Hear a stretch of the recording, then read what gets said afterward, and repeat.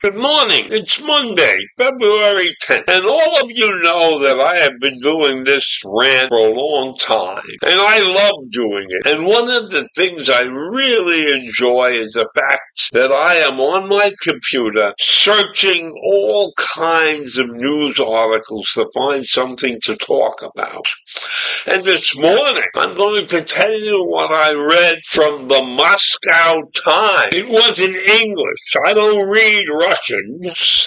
That's what the beauty of this computer is. That's what the beauty of online life is like. You can find articles, if you know how to search, from all over the world. So this particular article deals with a possible telephone call that took place between President Trump and Vladimir Putin. Although Putin has denied talking to Trump. Not a straight out forward denial, but avoiding actually saying that they were talking. And I know that they are going to be talking about one thing and one thing only.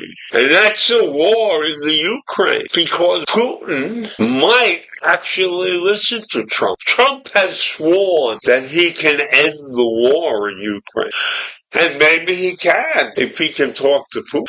But what is Putin going to want in return for that? What possibly could the United States gain except a view that people would appreciate for the United States? Because if we could make peace and save the lives of some more people, that would be a wonderful thing. But I don't know if that's what Putin wants. And I don't know what Trump is willing to do to get such a deal. So there had been no official announcement that Trump and Putin actually talked. But the New York Post on Saturday reported that Trump told the publication that he had spoken on the phone to Putin to discuss bringing an end to the conflict in the Ukraine. And the Russian president told him he wants people to stop dying. So if this is going on, why don't these people come straight out and say we're trying to create a deal?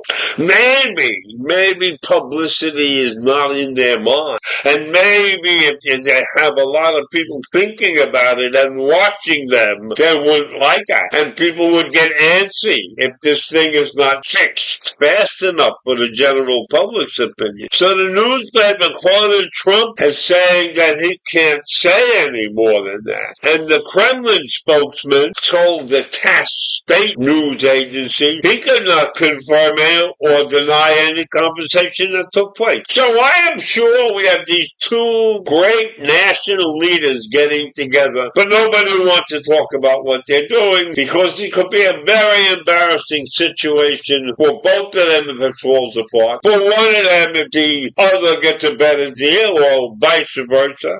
So this is the world of international politics at its finest. Nobody knows what's going on. Nobody wants to admit anything. And of course there may be multiple communications going on, but nobody wants to say anything about it. They don't want to know anything about it. And then you have one of Putin's advisors denying the reports of any conversation between Trump and Putin. And that was before Trump became president again. Trump has always had a good relationship with Putin. He has a good relationship with dictators. He loved them. Putin and Xi, those are guys that he enjoys being around. Dictators are special people to Donald Trump. So I don't know what's going to happen in this situation because everybody's denying it. So is it really going to happen? No one is really ready to say positively that something is going on. The Moscow Times, which is where I got all this information from, has been attacked by the Russian Prosecutor General's office.